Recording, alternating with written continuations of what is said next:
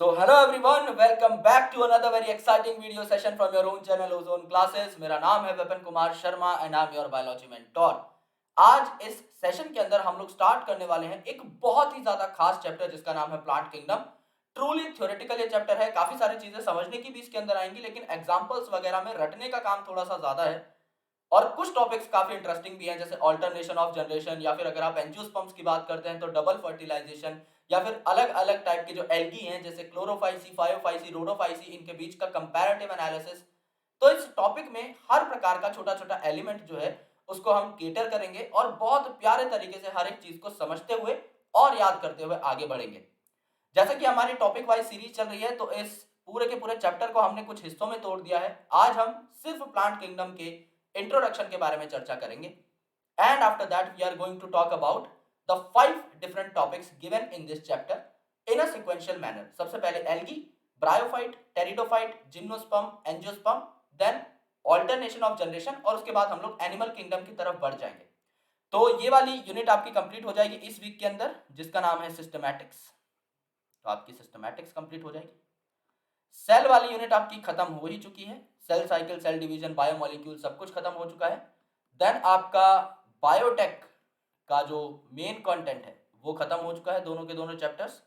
Plus आपका molecular basis of inheritance खत्म हो चुका है, सिंस हम लोगों ने इस चैप्टर को बायोटेक से पहले पढ़ा था। ठीक है, तो हम लोग क्या करेंगे, इधर we are going to start genetics after that, क्योंकि उसका एक चैप्टर हमने कर रखा है तो हम इसको कंप्लीट कर देंगे। या फिर हम 11th की कोई इंपॉर्टेंट यूनिट पकड़ेंगे जैसे प्लांट फिजियोलॉजी और एनिमल फिजियोलॉजी, उसका हम पोल करा लेंगे टेलीग्राम पर, और हम लोग उसके बाद सारे चैप्टर को एक अच्छे फ्रेम के साथ कंप्लीट करने की कोशिश करेंगे। दोस्तों, जिन लोगों को हमारे पेड बैचेस के बारे में नहीं पता है उनको मैं एक छोटी सी जानकारी दे देता हूं 30 सेकंड के अंदर अंदर, कि नीचे डिस्क्रिप्शन में हमारे पेड बैचेस के लिंक है, जहां पर आप फिजिक्स का, केमिस्ट्री का, बायोलॉजी का इंडिविजुअल कोर्स उठा सकते हैं दोस्त, एज वेल एज आप एक कंबाइंड कोर्स भी उठा सकते हैं फिजिक्स, केमिस्ट्री और बायोलॉजी का। And these are very affordable in cost. इसके साथ आपको टेस्ट सीरीज वगैरह, डीपीपी, पीपीटी, पीडीएफ, नोट्स, सारी चीजें फ्री मिलती हैं, और सारी चीजें वीडियो फॉर्मेट में भी मिलती हैं, जैसे कि आपके 34 इयर्स, पीवाईक्यू, एग्जाम्पलर, एवरीथिंग। तो प्लीज मेक श्योर कि आप इन अफोर्डेबल कोर्सेज को लें, और एटलीस्ट एक सब्जेक्ट जो है पेड कोर्सेज से भी पढ़ने की कोशिश करें इफ यू वांट, राइट। चलिए बात करते हैं प्लांट किंगडम की। Plant kingdom is one of the 5 kingdoms which were suggested by आर.एच. विटेकर साहब। बायोलॉजिकल क्लासिफिकेशन नाम के चैप्टर में हमने देखा था कि आर.एच. विटेकर साहब ने 1969 में 5 किंगडम्स के बारे में हमें बताया था। वो 5 किंगडम्स कौन कौन सी हैं उनके बारे में थोड़ा बहुत देख लेते हैं, क्योंकि काफी टाइम हो गया है हमें 5 किंगडम्स को पढ़े हुए, तो थोड़ा सा इनके बारे में जानते हैं। 5 किंगडम्स का नाम क्या था? सबसे पहले वो किंगडम जिसमें सारे के सारे प्रोकैरियोटिक ऑर्गेनिजम्स आते हैं, जैसे कि बैक्टीरिया वगैरह, इसे कहा जाता है किंगडम मोनेरा। सारे के सारे यूनिसेलुलर प्रोकैरियोटिक ऑर्गेनिजम्स मोनेरा के पार्ट होते हैं। इसके बाद है आपका प्रोटिस्टा। जितने भी यूनिसेलुलर यूकैरियोट्स हैं, यानी एक सेल कंटेन करने वाले यूकैरियोटिक ऑर्गेनिजम्स जिनमें वेल डिफाइंड न्यूक्लियस हो, ये आपके प्रोटिस्टा के मेंबर्स होते हैं। तीसरे जो आपकी किंगडम है ये है किंगडम फंजाई। फंजाई में आपके मल्टी सेलुलर ऑर्गेनिजम्स होते हैं ज्यादातर, एक आधा एक्सेप्शन है जैसे कि आपका ईस्ट। वो मल्टी सेलुलर ऑर्गेनिजम्स खुद का खाना नहीं बना सकते, वो सेप्रोफिटिक या पैरासिटिक होते हैं। एज वेल एज इनके अंदर सेल वॉल जो है काइटिन की होती है, इन्हें हम लोग फंगस में रखते हैं। देन चौथी किंगडम जिसके बारे में हमारा पूरा का पूरा चैप्टर है, ये है आपकी किंगडम प्लांटे। प्लांटे के कुछ गुणों के बारे में चर्चा कर लेते हैं, सिंस इनको लिखना बहुत जरूरी है। प्लांटे के अंदर भी आपके ज्यादातर ऑर्गेनिजम्स जो है मल्टी सेल्यूलर है, मोस्टली मल्टी सेल्यूलर। एक आधा कोई एक्सेप्शन आएगा, हम लोग बात करेंगे उसके बारे में, जैसे क्लेमाइडोमोनास वगैरह है, तो यूजुअली आपके यहाँ पर ग्रीन एल्गी में पुट किए जाते हैं, विच आर यूनिसेल्यूलर। तो ज्यादातर मल्टी सेल्यूलर होते हैं। ये ऑटोट्रॉफिक होते हैं, यानी खुद का खाना खुद बना सकते हैं, ऑटोट्रॉफिक होते हैं। इनके अंदर सेल वॉल होती है, लेकिन वो सेल वॉल स्पेसिफिकली किसकी बनी होती है? सेल्यूलोज की बनी होती है, तो इसे सेल्यूलोजिक सेल वॉल भी कहा जाता है। ये ग्रीन प्लांट्स होते हैं, इसीलिए अपना खुद का खाना खुद बना सकते हैं, इसीलिए ऑटोट्रॉफिक होते हैं। तो इनके अंदर क्या पाया जाता है? क्लोरोफिल या क्लोरोप्लास्ट पाया जाता है। क्लोरोप्लास्ट एक ऑर्गेनेल है जिसके अंदर क्लोरोफिल नाम का पिगमेंट पाया जाता है। ये कुछ ऐसी इंपॉर्टेंट चीजें हैं जो कि प्लांट को डिफाइन करती हैं। इसके बाद अगर आप देखें तो अगली जो किंगडम है ये क्या है? अगली जो किंगडम है मेरे दोस्त, ये है किंगडम एनिमेलिया, यानी इसमें एनिमल्स आते हैं, हम लोग आते हैं। हम लोग क्या है, मल्टी सेल्यूलर है, खुद का खाना खुद नहीं बना सकते, तो हेटेरोट्रॉफिक है, हमारे अंदर कोई सेल वॉल भी नहीं होती। ठीक है, तो हमें इस पूरे के पूरे चैप्टर के अंदर किसके बारे में चर्चा करनी है, किंगडम प्लांटे के बारे में चर्चा करनी है। किंगडम प्लांटे के अंदर किस किस चीज के बारे में बात करोगे, किंगडम प्लांटे के अंदर जो टॉपिक्स हैं उनका नाम लिख लेते हैं। सबसे पहले लोअर से हायर जाते हैं हम लोग, तो लोअर जो सबसे है वो है एल्गी, सबसे सिंपलेस्ट प्लांट इन्हें कहा जाता है। फिर है आपके ब्रायोफाइट, जिन्हें एम्फीबियन ऑफ प्लांट किंगडम कहा जाता है, आपके लैंड पर सर्वाइव करता है लेकिन पानी की बहुत ज्यादा जरूरत इन्हें होती है। फिर ब्रायोफाइट के बाद आते हैं टेरिडोफाइट, ओके, ब्रायोफाइट से थोड़े से एडवांस। फिर सीड की शुरुआत हो जाती है जिम्नोस्पर्म में, लेकिन सीड कवर्ड नहीं होते इसीलिए जिम्नोस्पर्म नाम दिया है, यानी नेकेड सीड, सीड के ऊपर कोई कोट नहीं है। और फिर आते हैं एंजियोस्पर्म, जिन्हें फ्लावरिंग प्लांट भी कहा जाता है। इनमें सीड के ऊपर भी कोट होता है, यानी ओव्यूल के ऊपर ओवरी होती है, एज वेल एज यहां पर फ्लावर आपको देखने को मिलते हैं। तो दुनिया में कोई भी फ्लावर आपको दिखाई दे, समझ जाओ वो एंजियोस्पर्म का मेंबर है वो प्लांट। ठीक है, तो इन पांचों टॉपिक्स को हमें आगे आने वाली वीडियोस में पढ़ना है, starting from algae to angiosperms. ठीक है, अब यहां पर एक इंपॉर्टेंट पॉइंट बताया गया है कि our understanding of plant kingdom has changed over time. Plant kingdom हमारे लिए पहले जो थी अब उससे बहुत ज्यादा बदल चुकी है। क्यों? क्योंकि जब two kingdom system of classification दिया गया था बाय कैरोलस लीनियस, उस टाइम पर यह कहा गया था कि जिन भी ऑर्गेनिजम्स में आपकी सेल वॉल है वो प्लांट है, चाहे वो कैसी भी सेल वॉल हो। तो इसमें क्या हुआ था, फंगस जिसके अंदर काइटिन की सेल वॉल थी, राइट, एंड कुछ मेंबर्स ऑफ मोनेरा जैसे कि आपके साइनोबैक्टीरिया वगैरह, साइनोबैक्टीरिया जिसे आप ब्लू ग्रीन एल्गी भी बोलते थे, ब्लू ग्रीन एल्गी, इसके अंदर किसकी सेल वॉल है, अगर ये बैक्टीरिया है तो इसके अंदर पेप्टिडोग्लाइकन की सेल वॉल है। तो इन सबको किस में रखा गया, इन सबको प्लांट में रख दिया गया। प्रोटिस्टा जिसके अंदर किसकी सेल वॉल है, इसके अंदर भी सेल्यूलोज भी हो सकती है, सिलिका भी एम्बेडेड हो सकती है, अलग अलग चीजों की सेल वॉल है। ओके, प्रोटिस्टा में काफी सारे ऑर्गेनिजम्स हैं, तो उसके हिसाब से there are variety of things which are present. तो यहां पर अगर आप देखोगे तो कुछ आपके बैक्टीरिया जो थे जिनमें सेल वॉल थी वो आपके प्लांट के पार्ट थे, जैसे आपका जो माइकोप्लाज्मा उसके अंदर सेल वॉल नहीं है, so it was not a member of plant initially, right. लेकिन उसको सोचे कि यार एनिमल में भी कैसे रखें, तो बिना सेल वॉल के उसे प्लांट में फेंक दिया कि हाँ चलो पूरा का पूरा मोनेरा इनिशियली, सारे बैक्टीरिया अगर इनिशियली इसमें प्रेजेंट है प्लांट में, तो माइकोप्लाज्मा को भी फेंक देते हैं, इसीलिए उसे जोकर ऑफ प्लांट किंगडम भी नाम दिया गया था, मैंने आपको बताया था। बट वो टिपिकली उस क्राइटेरिया के हिसाब से भी प्लांट नहीं था क्योंकि उसमें सेल वॉल नहीं थी, उसे बस ऐसे ही फ्री में गिफ्ट कर दिया कि चलो यार ये एनिमल तो दिखाई नहीं दे रहा है, प्लांट में रख लो। ठीक है, प्रोटिस्टा के अंदर भी जिन जिन के अंदर सेल वॉल थी स्पेसिफिकली, क्योंकि प्रोटिस्टा में सेल वॉल हो भी सकती है नहीं भी हो सकती, तो जिनमें सेल वॉल थी उन्हें प्लांट में फेंक दिया, जिनमें सेल वॉल नहीं थी उन्हें एनिमल में फेंक दिया। देन फंगस के अंदर काइटिन की सेल वॉल थी, इसे प्लांट में फेंक दिया। लेकिन आज के दिन में क्या ये सारी चीजें प्लांट में मौजूद हैं, किंगडम प्लांटे का पार्ट है? नहीं, आज के दिन में इन सब को एक्सक्लूड कर दिया गया है फ्रॉम किंगडम प्लांटे। क्यों? क्योंकि इनकी सेल वॉल का नेचर जो है अब हम उसके ऊपर बात करने लग पड़े हैं। भाई फंगस में सेल वॉल तो है लेकिन काइटिन की, यानी एन एसिटाइल ग्लूकोसामिन की। साइनोबैक्टीरिया में यानी ब्लू ग्रीन एल्गी में नाम क्या था, ब्लू ग्रीन एल्गी, यानी इसे एल्गी बोला जा रहा था, और एल्गी क्या है, प्लांट है, इसीलिए इसे प्लांट में फेंका गया था क्योंकि ये फोटोसिंथेटिक था। तो सबको ऐसा लगा यार ये तो फोटोसिंथेटिक है, खाना बना रहा है, तो प्लांट जैसे कैरेक्टर है इसमें, इसे प्लांट में रखा जाए। लेकिन बाद में पता लगा यार इसकी सेल वॉल पेप्टिडोग्लाइकन की बनी हुई है, इन actual it is a bacteria, it's not an algae. तो इसे एल्गी से बाहर फेंका और बैक्टीरिया में रख दिया, मोनेरा में रख दिया, राइट।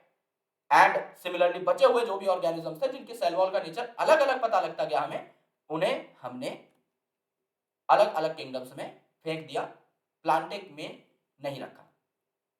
अब काफी सारी ऐसी इंपॉर्टेंट चीजें जो आपको पढ़नी है, उनमें से कुछ इंपॉर्टेंट चीज है क्लासिफिकेशन ऑफ एंजियोस्पर्म्स। यानी काफी साइंटिस्ट ने अपना अपना जो है क्राइटेरिया दिया कि हम किस हिसाब से फ्लावरिंग प्लांट्स को डिवाइड कर सकते हैं और फ्लावरिंग प्लांट्स को अलग अलग कैटेगरीज में रख सकते हैं। तो इनके क्राइटेरिया के हिसाब से हमने अलग अलग स्कीम्स तैयार की हैं। So the first scheme that you are looking over here is artificial system of classification. Linnaeus साहब का नाम अभी तक हर चैप्टर में आया गया है, राइट। अगर आप लिविंग वर्ल्ड चैप्टर की बात करते हो तो बाइनोमियल नोमेनक्लेचर में इनका नाम आया है, सिस्टेमा नेचुरली इन्होंने लिखी है, स्पीसीज प्लांटेरम इन्होंने लिखी है। बायोलॉजिकल क्लासिफिकेशन की जब बात करते हो तो टू किंगडम क्लासिफिकेशन लीनियस साहब ने दिया है। प्लांट किंगडम की बात करते हो आर्टिफिशियल सिस्टम, सबसे पुराना जो क्लासिफिकेशन है वो लीनियस साहब ने दिया है। तो अर्लीस्ट क्लासिफिकेशन जो था फ्लावरिंग प्लांट का वो किसने दिया? लीनियस साहब ने दिया। और इन्होंने इसमें गड़बड़ बहुत की। जैसे two kingdom system of classification में जनरल चीजें ली थी ना कि सेल वॉल है तो प्लांट, सेल वॉल नहीं है तो एनिमल, तो फंगस की, बैक्टीरिया की किसी की कद्र नहीं की। सिमिलरली इन्होंने यहां पर भी सिर्फ ग्रॉस मॉर्फोलॉजिकल कैरेक्टर्स को देखा, यानी प्लांट दिखने में कैसा लग रहा है उस हिसाब से इन्होंने चीजों को समझने की कोशिश करी। लेकिन सिर्फ दिखने से कुछ नहीं पता लगता मेरे दोस्त। तो इन्होंने सिर्फ यह देखा कि प्लांट की हैबिट क्या है, क्या प्लांट वुडी है, क्या प्लांट हर्बेशियस है, क्या हरा तना है, क्या वुडी तना है, क्या है प्लांट में, हर्ब है, श्रब है, ट्री है, सब पता करने की कोशिश की। कलर देखा उसकी लीफ का, हरा है, पीला है, लाल है, बरगंडी है, कैसा कलर है। नंबर देखा लीव्स का, शेप देखी लीफ की। तो मेरे भाई सिर्फ इतनी चीजें देखकर आप किसी चीज के बारे में पूरी जानकारी नहीं जुटा सकते। तो ज्यादातर इन्होंने जो कैरेक्टर्स लिए थे ना वो वेजिटेटिव कैरेक्टर थे। लेकिन इन्होंने सोचा यार बेइज्जती हो जाएगी, सारे वेजिटेटिव कैरेक्टर लूंगा तो इन्होंने एंड्रोशियम कैरेक्टर भी ले लिया, यानी जो मेल सेक्स ऑर्गन होता है एक फ्लावर का, उसके हिसाब से भी इन्होंने 24 क्लासेस के अंदर डिवाइड किया था एंजियोस्पर्म्स को। लेकिन क्योंकि मेनली इनका जो कैरेक्टर था वो वेजिटेटिव था और ये सुपरफिशियल, ग्रॉस सुपरफिशियल कैरेक्टर यानी सिर्फ देखने भर से चीजों को क्लासिफाई करते थे, तो ये कोई बहुत अच्छा मेथड नहीं था। तो काफी बार क्लोजली रिलेटेड जो स्पीसीज थी ये आपकी दूर दूर क्लासिफाई हो जाती थी, और जो दूर दूर वाली स्पीसीज थी वो देखने में अगर एक जैसी है तो उनको साथ में रख दिया गया, which is not a good thing, which is not a good thing. इसीलिए इसका आगे चल के क्लासिफिकेशन सिस्टम का बहिष्कार कर दिया गया, भाई हम इसको अच्छा नहीं मानते। Also artificial system gave equal weightage, इन्होंने इक्वल वेटेज दी किस किस को? वेजिटेटिव को और सेक्सुअल कैरेक्टर को। यानी मेनली इन्होंने वेजिटेटिव कैरेक्टर्स पर फोकस किया था, लेकिन बाद में एंड्रोशियम कैरेक्टर को भी ले आए थे, तो वेजिटेटिव और सेक्सुअल को अच्छा फोकस दिया। लेकिन पंगा क्या था कि sexual character is a good character to be considered, कि वो एंड्रोशियम का समझ लो नंबर काउंट कर रहे हैं तो ठीक है यार, स्टेमन का नंबर काउंट कर रहे हैं, इट्स अ गुड कैरेक्टर जो हर स्पीसीज में अलग अलग पाया जा सकता है। लेकिन जो आपके वेजिटेटिव कैरेक्टर्स थे ये इजीली अफेक्ट हो जाते थे एनवायरनमेंट से। कैसे? समझ लो ये एक प्लांट है और ये उस प्लांट का लीफ है, ये प्लांट है लेट से पीपल का, ये पीपल का प्लांट है, तो इसका पत्ता ऐसा दिखाई दे रहा है लेट से, ठीक है। अब इस पीपल के प्लांट को मैंने रख दिया है एक ड्राई कंडीशन में, ठीक है। यहां पर ये पीपल का प्लांट था नॉर्मल कंडीशन में। अगर पीपल का प्लांट नॉर्मल कंडीशन में है तो मेरे दोस्त उसकी लीफ की शेप आपकी ऐसी है जो आपको दिखाई दे रही है। लेकिन अगर पीपल का प्लांट ड्राई कंडीशन में है, किसी जेरिक कंडीशन में है जहां पर पानी एकदम कम है, तो अब पानी बचाने के लिए क्या लीफ इतना चौड़ा रह पाएगा? नहीं रह पाएगा दोस्त, ये आपका सकड़ा हो जाएगा। तो अब अकॉर्डिंग टू कैरोलस लीनियस दिखने में तो ये पत्ता अलग है और ये पत्ता अलग है, तो ये दोनों अलग अलग स्पीसीज हो जाएंगी। लीनियस एक पीपल के पेड़ को अलग कैटेगरी में प्लेस कर देगा और दूसरे पीपल के पेड़ को अलग कैटेगरी में। कोई सेंस बन रही है इस बात की? यानी अगर तुमने हरे कलर की शर्ट पहन रखी है तो मैं तुम्हें देश का प्रधानमंत्री बना दूंगा, और अगर तुमने लाल कलर की शर्ट पहन रखी है तो मैं तुम्हें कुछ नहीं बनाऊंगा भाई, तुम जो है आराम से बैठ करके गाना गाओ सड़क पे। भाई तुम तो तुम हो ना, तुम्हारे अंदर तो क्वालिटी सेम है, तो मैं तुम्हें एक ही पेडेस्टल पे तो रख सकता हूं ना, अलग अलग चीजों पे थोड़ी रख सकता हूं सिर्फ इस बेसिस पे कि तुमने शर्ट कौन सी पहनी है, क्योंकि वो तो तुम बदलते रहते हो। सिमिलरली जो वेजिटेटिव कैरेक्टर्स हैं ये तो एनवायरनमेंट के साथ बदलते रहते हैं, लेकिन लीनियस साहब ने पूरा फोकस इसी कैरेक्टर पे ठोक दिया। तो जाहिर सी बात है ये जो क्राइटेरिया था ये एकदम फुस था, क्योंकि इन्होंने ऐसी चीज को आधार बनाया जो कि बदलती रहती है। इसीलिए ये जो क्राइटेरिया था, इसीलिए ये जो चीज थी, इसको was not found beneficial. Okay, और इसीलिए इसके ड्रॉबैक बहुत सारे थे।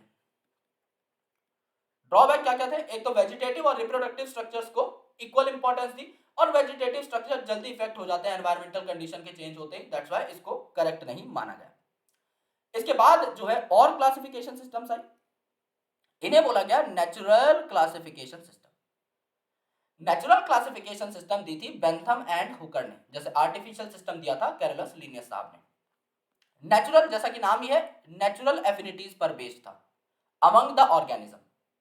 नेचुरल एफिनिटीज यानी एक ऑर्गेनिज्म दूसरे के प्रति कितना एफिनिटी दिखाता है, कितना इंटरेक्शन दिखाता है।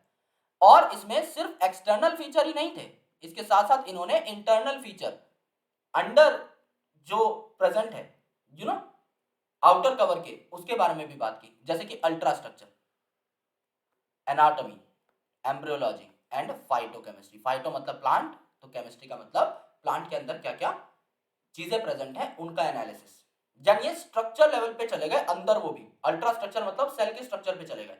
एनाटॉमी, अंदर सेल्स कैसे अरेंज्ड है। एम्ब्रियोलॉजी, यानी एक प्लांट जो है वो किस हिसाब से रिप्रोड्यूस करता है, वो मोनोकॉट है कि डाइकॉट है, एम्ब्रियो का ये मतलब है, राइट। ये मोनोकॉट है कि डाइकॉट है, ये सारी चीजें दिखने में पता लग गए। उनके अंदर किस हिसाब के केमिकल्स हैं, किस हिसाब के मैक्रोमोलिक्यूल्स हैं, किस हिसाब के माइक्रोमोलिक्यूल्स हैं, ये सारी चीज, राइट। तो ये क्या था, नेचुरल एफिनिटीज के ऊपर बेस्ड था कि एक ऑर्गेनिज्म दूसरे के प्रति कितनी अफेक्शन दिखाता है, किस हिसाब के ऑर्गेनिज्म एक साथ पाए जाते हैं, किस हिसाब के प्लांट्स एक साथ पाए जाते हैं। तो उनके बारे में क्या किया, बेसिकली इन्होंने रिसर्च करी, और वो नेचर के किस पार्ट में पाए जाएंगे। जैसे जो देखा गया, एक बेसिक रिसर्च हुई थी कि जो प्लांट गर्मी के रीजन्स में पाए जाते हैं ना, जहां पर अच्छा खासा टेम्परेचर है, उनकी इंटरनल ऑर्गेनाइजेशन एक जैसी रहती है कि उनमें भाई थिक क्यूटिकल होंगे, संकन स्टोमेटा होंगे पानी बचाने के लिए, लीफ जो है स्पाइन का शेप ले लेंगे, काफी सारी ऐसी चीजें थी जो उनमें कॉमन थी। तो नेचर के साथ कोई प्लांट कैसी एफिनिटी दिखाता है, एक तो आपस में कैसी एफिनिटी है, नेचर के साथ कैसी एफिनिटी है, इस पर भी ध्यान दिया गया। उस हिसाब से आउटर कंडीशन के हिसाब से उनकी इंटरनल स्ट्रक्चर में भी फ्लक्चुएशंस आती हैं। जैसे मैंने बताया कि कहीं पर अगर पानी कम है तो लीफ सिकुड़ जाएगी, तो अधिकतर जो प्लांट है ना गर्म रीजन में, उनकी लीफ वैसी ही मिलती है, या फिर उनके ऊपर क्यूटिकल की लेयर मिलती है। तो कुछ ऐसे स्ट्रक्चरल फीचर्स हैं जो कि हर प्लांट में देखने को मिलेंगे, जो कि पर्टिकुलर रीजन में पाए जाते हैं। सिमिलरली अगर कोई ठंडे रीजन में पाया जा रहा है तो उनमें अलग प्रकार की मॉडिफिकेशन होंगी। तो इस हिसाब के प्लांट्स को इन्होंने क्या किया, बेसिकली एक दूसरे के साथ बांध दिया, एक कैटेगरी में रख दिया। इसके बाद जो चीज आई वो है फाइलोजेनेटिक। फाइलोजेनेटिक मतलब इवोल्यूशनरी रिलेशनशिप्स पर बेस्ड, कि एक ऑर्गेनिज्म दूसरे से कितना रिलेटेड है। कैसे पता लगता है, आप दो ऑर्गेनिजम्स के डीएनए को कंपेयर कर लो, डीएनए स्ट्रक्चर को, या उनके प्रोटीन्स के अमीनो एसिड स्ट्रक्चर को कंपेयर कर लो, एंड आपको पता लग जाएगा। जैसे डीएनए सीक्वेंस कंपैरिजन अगर मैं करता हूं, तो इसके लिए मेरे पास आज के दिन में काफी सारे सॉफ्टवेयर हैं। मैंने आपको molecular basis of inheritance chapter में बताया था कि ह्यूमन जीनोम की पूरी सीक्वेंसिंग हो चुकी है ह्यूमन जीनोम प्रोजेक्ट के अंडर। यानी आपको पता है कि आज के दिन में ह्यूमन के एक सेल में नाइट्रोजनस बेसिस किस हिसाब से अटैच है, ATGC ATGA कैसे अटैच है वो आपको पता है। सिमिलरली आपको रैट का भी पता है, आपको माउस का भी पता है, आपको पिकॉक का भी पता है, राइट। आपको दुनिया के हर ऑर्गेनिज्म का लगभग पता चलने वाला है, काफी सारी रिसर्च ऐसी चल रही है। तो समझ लो मेरे पास रैट का भी डेटा है, मेरे पास मिंट प्लांट का डेटा है, और मेरे पास ह्यूमन का डेटा है। अगर मुझे पता करना है कि मैं ज्यादा रिलेटेड रैट से हूं या मिंट से, तो मैं क्या करूंगा, मैं सॉफ्टवेयर से अपने डेटा को निकालूंगा। ह्यूमन रैट से कितना मिलता जुलता है, ह्यूमन रैट से मिलता है लेट्स से 73%, और ह्यूमन मिंट से कितना मिलता जुलता है, समझ लो ह्यूमन मिंट से मिलता जुलता है 34%। ज्यादा इवोल्यूशनरीली किसके साथ जुड़ा हुआ आपका ह्यूमन, किसके साथ जुड़ा हुआ है भाई, रैट के साथ ना, तो रैट जीत गया। यानी अगर आपसे कोई पूछे कि भाई ह्यूमन किससे ज्यादा मिलता जुलता है, रैट से या मिंट से, तो क्या करो, दोनों से ह्यूमन के जीनोम को कंपेयर करके देख लो ज्यादा सिमिलैरिटीज किसमें है, आपको आंसर कंप्यूटर पे ही मिल जाएगा। ये हो पाता है फाइलोजेनेटिक रिलेशनशिप्स की मदद से, ये हो सकता है कुछ टूल्स की मदद से, बायो इन्फॉर्मेटिक्स की मदद से, राइट। ऐसे आप किसी भी दो ऑर्गेनिज्म जिनका आपको पूरा का पूरा जीनोम सीक्वेंसिंग और डेटा पता है, उनको आप कंपेयर कर सकते हो, and you can get an analysis out of that. तो आपको क्लियर कट पता लग जाता है इससे, इसीलिए it is the currently accepted method, currently accepted method. और एक करंटली एक्सेप्टेड मेथड इसीलिए है कि आपको किसी ऑर्गेनिज्म का एक सेल भी मिल गया ना, आप उसका पूरा का पूरा जीनोम डिकोड कर सकते हो, राइट। तो समझ लो किसी पर्टिकुलर ऑर्गेनिज्म का आपको फॉसिल नहीं मिला, तो आप उसके स्ट्रक्चर को बिल्ड नहीं कर पाओगे। अगर डायनासोर की हड्डियां नहीं मिली हुई होती आपको, तो आपको पता नहीं लगता कि एक्चुअल में डायनासोर दिखता कैसे है। लेकिन अगर डायनासोर का एक सेल भी मिल जाता ना, तो आप उसका जीनोम सीक्वेंस कर पाते। इसीलिए सेल्स जिसके भी आपको मिल जाए, जिस भी ऑर्गेनिज्म के, जिंदा मुर्दा कहीं से भी, अगर आपको थोड़ा सा भी कुछ ऐसा मिल जाए उसकी बॉडी का पार्ट जिसमें कोई ना कोई आपका डीएनए बचा हुआ है, तो आप उसको क्या कर सकते हो, डिकोड कर सकते हो और कंपेयर कर सकते हो बचे हुए ऑर्गेनिजम्स के साथ, इसीलिए it is currently accepted method. इसमें अज्यूम किया जाता है कि organisms belonging to same taxa are having a common ancestor. ये एकदम करेक्ट बात है और बहुत ज्यादा इंपॉर्टेंट बात है। क्या बोला गया है, सेम टेक्सा यानी किसी भी सेम कैटेगरी के सारे मेंबर्स का एंसेस्टर कॉमन था। समझ लो एक एंसेस्टर है ए जिसने इस पूरी दुनिया को बनाया, पूरे ब्रह्मांड को बनाया, ठीक है। अभी एंसेस्टर ए था, दुनिया के सारे ऑर्गेनिज्म इसी के बच्चे होंगे, जाहिर सी बात है, राइट। तो यहां पे समझ लो इसने प्लांट्स बनाए और कुछ इसने भैया एनिमल बनाए, तो एनिमल और प्लांट दोनों का कॉमन एंसेस्टर है ए, मानते हो, राइट। सेम कैटेगरी पर आ रहे हैं क्योंकि अब यस। अब समझ लो एनिमल के अंदर आपको काफी सारी चीजें मिली, आपको पॉलीफेरा मिल गया, ठीक है, आपको टीनोफोरा मिल गया, आपको प्लेटीहेल्मिन्थ मिल गया, आपको कुछ और मिल गया। तो इनका कॉमन एंसेस्टर सबसे इनिशियल एनिमल होगा भाई, जो दुनिया में पहला एनिमल बना उसी से तो बाकी सारे एनिमल बने हैं ना। तो ये जो मेन कैटेगरी में सबसे पहला ऑर्गेनिज्म होगा ना, ये उस कैटेगरी के सारे ऑर्गेनिजम्स का पिताजी होगा, एंसेस्टर होगा, ओके। इसी हिसाब से आप लोग क्या बना सकते हो, फाइलोजेनेटिक ट्री बना सकते हो, इसे आप फाइलोजेनेटिक डायग्राम भी बोलते हो, फाइलोजेनेटिक ट्री। इससे आप बता सकते हो कि कौन सा ऑर्गेनिज्म किस ऑर्गेनिज्म से कितना रिलेटेड है। लेट्स से मेरे पास एक ऑर्गेनिज्म है ए, ये एंसेस्टर है, ठीक है। फिर इससे क्या निकला, इससे आपका निकला बी और इससे आपका निकला सी, यानी ए से बी और सी निकला, फिर सी से क्या निकला, डी निकला। अब मैं आपसे सवाल पूछता हूं, अब मैं आपसे पूछता हूं कि डी किससे ज्यादा रिलेटेड है, सी से या बी से। तो आप क्या बोलोगे भाई, डी जो है, आप देखो साफ साफ क्या बोलोगे, डी जो है ये तो सी का बच्चा है, तो सी से ज्यादा रिलेटेड है ना। सी और बी तो ए पे जाके कॉमनली मिल रहे हैं, उनका कॉमन एंसेस्टर ए है, लेकिन डी का एंसेस्टर तो सी है, तो ये सी से ज्यादा कॉमन होगा, बी से नहीं। और अगर मैं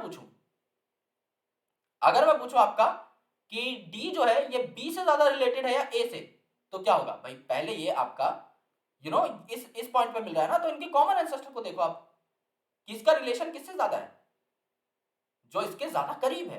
तो यहां पर आप लेंथ भी नापते हो इस फाइलोजेनेटिक ट्री की, राइट। एक बेसिकली पूरा का पूरा मैप तैयार होता है एंड वहां पर आप लेंथ देखते हो, जो जिसके ज्यादा करीब होता है उतना ही ज्यादा उनमें रिलेशनशिप होता है, राइट। इस हिसाब से आपकी चीजें आगे बढ़ती जाएंगी, ये इतना पढ़ना नहीं है, सीधी सी बात। ये सिर्फ आपको रेफरेंस के लिए बता दिया है कि कभी कोई आपसे पूछ ले फाइलोजेनेटिक ट्री क्या है तो आपको पता हो, आप भोंदू की तरह देखते ना रहे। बाकी इसको पढ़ना नहीं है अभी, ठीक है, और याद तो बिल्कुल नहीं रखना, सिर्फ सुनना था, सुन लिया, काम खत्म। Numerical taxonomy. अब न्यूमेरिकल क्या होता है, न्यूमेरिकल मतलब इसका रिलेशन डायरेक्टली है नंबर से, यानी इसमें a number of characters can be taken into account. जितने कैरेक्टर लगाने हैं उतने कैरेक्टर लगा लो, क्योंकि इसमें आपके पास कंप्यूटर है, और जितने कैरेक्टर्स आप देख सकते हो ना, सबको आप कंसिडर कर सकते हो, क्योंकि यहाँ पर नंबर और कोड दे दिए जाते हैं आपके सारे कैरेक्टर्स को, डेटा प्रोसेस कर दिया जाता है, और हर कैरेक्टर को इक्वल इंपॉर्टेंस दी जाती है। हर कैरेक्टर के ना कुछ नंबर होते हैं, तो जितने कैरेक्टर दो प्लांट के अंदर कॉमन है उनको उतने नंबर मिल जाएंगे। जैसे यह है एक प्लांट ए, यह है एक प्लांट बी, यह है एक प्लांट सी। मुझे पता लगाना है कि इस ए, बी और सी में से कौन से दो प्लांट आपस में ज्यादा सिमिलर हैं। मैंने यहां पर बोला कि इनमें एंड्रोशियम 5 कितनों में है, एंड्रोशियम का नंबर 5 कितनों में है। आपने बोला यस इसमें 5 है, आपने बोला यस इसमें 5 है, आपने बोला नहीं इसमें 5 नहीं है इसमें 10 है। तो इसको एक नंबर मिल गया, इसको एक नंबर मिल गया, इसको नंबर नहीं मिला, इन दोनों में सिमिलरिटी आ गई, क्योंकि इसमें 5 एंड्रोशियम नहीं प्रेजेंट, उसके अलावा चाहे कितने भी प्रेजेंट हो तो इसमें 0 मार्क कर देंगे हम। उसके बाद मैंने पूछा गाइनोशियम 2 कितने लोगों में है, तो यहां पर प्लस आया, इसमें 2 थी, इसमें 2 थी, इसमें लेट से 1 थी, तो यहां पर माइनस अंक होगा। ओके, इनके जो फूल है इसमें पेटल 5 कितने हैं, फ्लावर में पेटल 5 कितने हैं, समझ लो इसमें 5 है, इसमें 5 नहीं है, इसमें लेकिन अब 5 हो गए, ठीक है। और इसमें समझ लो आपने और कुछ भी बोला कि पेडंकल कैसा है या whatever it is, right, there are a lot of things. तो आपने कोई कैरेक्टर लिखा, कैरेक्टर एक्स कितना है, तो यहां पे समझ लो आ गया, यहां पे आ गया, यहां पे नहीं आया। अब इनका स्कोर जब आपने देखा तो इसका स्कोर कितना हुआ, 4 हुआ, इसका स्कोर कितना हुआ, 3 हुआ, इसका स्कोर कितना हुआ, 1 हुआ। यानी इसके जो 4 कैरेक्टर है उसमें से 3 कैरेक्टर बी के अंदर भी है, तो ज्यादा सिमिलरिटी हुई। लेकिन इसके जो 4 कैरेक्टर है उसमें से एक ही है भाई सी के अंदर, तो ये बहुत ज्यादा कॉमन नहीं है, यानी A is more similar to B. तो ऐसे अगर आप 100 कैरेक्टर भी लिखो तो कंप्यूटर अपने आप एनालाइज कर लेता है कि भैया क्या चल रहा है, टोटल इनका अमाउंट क्या है, और उस हिसाब से आपको आइडिया पता लग जाता है। तो इसमें सारे कैरेक्टर लिख सकते हो, चाहे हजारों कैरेक्टर डाल दो। कंप्यूटर से कर रहे हो तो प्लस माइनस करने का झंझट खत्म, और अपने आप जो है हर कैरेक्टर को इक्वल इंपॉर्टेंस मिलेगी, चाहे वो आपका वेजिटेटिव कैरेक्टर हो, चाहे रिप्रोडक्टिव हो, कुछ भी हो। Cytotaxonomy, cytology is the study of cell. तो यहां पर जो साइटो है इसका मतलब है सेल के एक पार्ट से, दैट इज बेसिकली क्रोमोसोम। तो क्रोमोसोम के किसी प्लांट में कितने नंबर हैं, कैसा स्ट्रक्चर है, और कैसा बिहेवियर है, यानी कितने क्रोमोसोम है। लेट्स से किसी प्लांट में 20 क्रोमोसोम है, ओके, और उसमें से कितने आपके मेटासेंट्रिक हैं, कितने सब मेटासेंट्रिक हैं, कितने एक्रोसेंट्रिक हैं, कितने टीलोसेंट्रिक हैं, ये चक्कर है, ये आपको एनालाइज करना है। इसे कहते हैं साइटोटेक्सोनॉमी। साइटो का मतलब सेल, सेल के अंदर का एक important part that is chromosome को आप यहां पर नोट करते हो, नंबर, स्ट्रक्चर और बिहेवियर, कि सेल डिवीजन के अंदर उसका बिहेवियर कैसा है। कीमोटेक्सोनॉमी यानी केमिकल, यानी फ्लावरिंग प्लांट में से निकलने वाले केमिकल, यानी एक प्लांट के अंदर कौन सा स्पेसिफिक केमिकल पाया जाता है वो। जैसे समझ लो कि कोई प्लांट है जिसके अंदर रेजर पाइन मिल गया, जैसे रॉवोल्फिया में मिलता है, कहीं से आपको कोई इंपॉर्टेंट ऑयल मिल गया, कहीं से आपको कोई इंपॉर्टेंट रेजिन मिल गई, कहीं से आपको कोई इंपॉर्टेंट गम मिल गया, कहीं से आपको कोई इंपॉर्टेंट स्पाइस मिल गया, कहीं पे आपको कोई इंपॉर्टेंट पिगमेंट मिल गया, कहीं से आपको कोई इंपॉर्टेंट सेंट मिल गया, कुछ भी मिल गया यार, कुछ भी specific chemical related to any plant, उसे आप उसके केमिकल के, खास केमिकल के बेसिस पे डिवाइड कर दोगे इनटू कैटेगरीज, दैट इज कीमोटेक्सोनॉमी। यानी हमने क्या किया पिछले 5 स्लाइड में, हमने सिर्फ और सिर्फ एंजियोस्पर्म यानी फ्लावरिंग प्लांट की डिस्क्रिप्शन देखी है, इसमें जिम्नो विम्नो इंक्लूडेड नहीं है, सिर्फ और सिर्फ फ्लावरिंग प्लांट। आर्टिफिशियल सिस्टम यानी वेजिटेटिव और रिप्रोडक्टिव कैरेक्टर्स को बराबर महत्व देना, यानी अपने पैर पे कुल्हाड़ी मारना, क्योंकि वेजिटेटिव कैरेक्टर्स समय के साथ बदलते हैं। नेचुरल क्लासिफिकेशन यानी नेचुरल एफिनिटीज को सबसे ऊपर रखना, प्लांट्स एक दूसरे के साथ कैसे इंटरेक्ट करते हैं, प्लस कैसे एनवायरमेंट में प्रेजेंट है, उसका इस पे बहुत खास फर्क पड़ता है, उसकी एनाटॉमी पे, उसके सेल के स्ट्रक्चर पे, जिसे हम डिकोड करेंगे। So it's a good method but not the best one. Phylogenetic best माना जाता है क्योंकि इसमें आपको प्रूफ मिलता है डायरेक्टली नंबर्स की फॉर्म में, कि मैंने अपने आप को, समझ लो, पिकॉक के डीएनए के साथ मैच किया तो मुझे एग्जैक्टली पता लग जाएगा कि मेरा और उसका डीएनए कितने परसेंट सिमिलर है। इससे बढ़िया क्या ही होगा, कंप्यूटर डायरेक्टली आपको डेटा निकाल के दे रहा है। न्यूमेरिकल टैक्सोनॉमी, जितने भी नंबर हैं सबको लिख दो, जितने भी कैरेक्टर हैं उनको नंबर और कोड असाइन कर दिए जाएंगे and you will get 100% data analysis. Cytotaxonomy यानी क्रोमोसोम का नंबर, स्ट्रक्चर, बिहेवियर। कीमोटैक्सोनॉमी यानी एक प्लांट के अंदर कौन सा स्पेसिफिक केमिकल पाया जाता है, उस बेस पे डिवीजन। बस यही बात थी। सो गाइस, अगर आपने हमारे पेड बैचेस को अभी तक ज्वाइन नहीं किया या देखा नहीं है तो एटलीस्ट आप एक सैंपल कोर्स लेकर देख सकते हैं। फिजिक्स, केमिस्ट्री, बायोलॉजी को individually as well as combined form में भी आप ले सकते हैं। It is going to be most worthy course for you, that is a surety. सारी चीजें जो आप एक्सपेक्ट करते हैं किसी भी स्टैंडर्ड कोर्स से, वो आपको मिलेंगी in the lowest price possible. तो please make sure to get it up.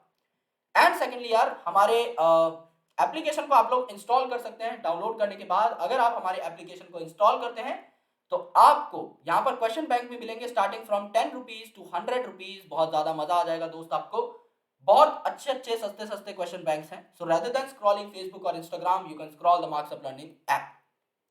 Marks of learning app नाम के टेलीग्राम चैनल को आप ज्वाइन कर लीजिएगा। जैसे ही 2-3 दिन के अंदर ये चैप्टर कंप्लीट होता है या 4-5 दिन के अंदर, आपको मिल जाएंगे मेरे हस्तलिखित नोट्स, ओके। और उसके साथ साथ आप अगर 7 नोट्स बनाते हैं तो इससे बेहतर कुछ भी नहीं हो सकता दोस्त, इससे ज्यादा बढ़िया कुछ भी नहीं है।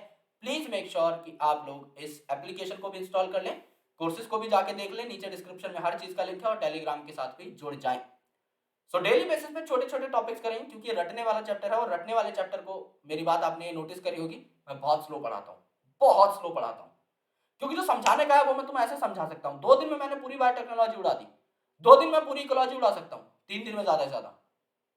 प्लांट फिजियोलॉजी में 5 से 7 दिन में उड़ा सकता हूँ, लेकिन ये जो है मेरे भाई, इसमें टाइम लूंगा पूरा। प्लांट किंगडम में, एनिमल किंगडम में, मॉर्फोलॉजी में, एनाटॉमी में, स्ट्रक्चरल ऑर्गेनाइजेशन में, और अगर मैं बात करूं 12th क्लास की, तो 12th में ऐसा कुछ खास है नहीं, सारे के सारे लगभग समझने के टॉपिक्स हैं, तो उसमें ऐसी कोई दिक्कत नहीं है। Strategies for enhancement of food production, उसको स्लो लेता हूं मैं, बॉटनी जूलॉजी अलग करके थोड़ा, और बाकी माइक्रोब्स इन ह्यूमन वेलफेयर छोटा है तो जल्दी हो जाता, अदरवाइज मैं उसे भी स्लो कराता। तो इस चैप्टर को स्लो करेंगे, एनिमल किंगडम को स्लो करेंगे। ये मत सोचना जानबूझ के स्लो चल रहा हूं कि भाई टाइम नहीं मिल रहा है वीडियो बनाने का, ऐसा कुछ। बहुत ही प्लान्ड वे में चलेंगे, राइट? कि हाँ भाई, या तो प्लांट किंगडम पढ़ने के साथ साथ कोई और चैप्टर हम पैरेलली चला दें, क्योंकि बोरियत वाला चैप्टर है, बोर होने नहीं दूंगा वैसे, क्योंकि इतनी छोटी छोटी वीडियोस होंगी कि बोर नहीं होंगे, लेकिन स्टिल थोड़ा सा इंटरेस्ट बिल्डअप करने के लिए ना इसको थोड़ा स्लो स्लो लेके चलेंगे, आराम से 4-5 दिन में पूरा करेंगे। चलो यार, thank you so much, bye bye, take care, lots of love, Jai Hind, will surely be catching you up tomorrow in पढ़ाई वाला सेशन।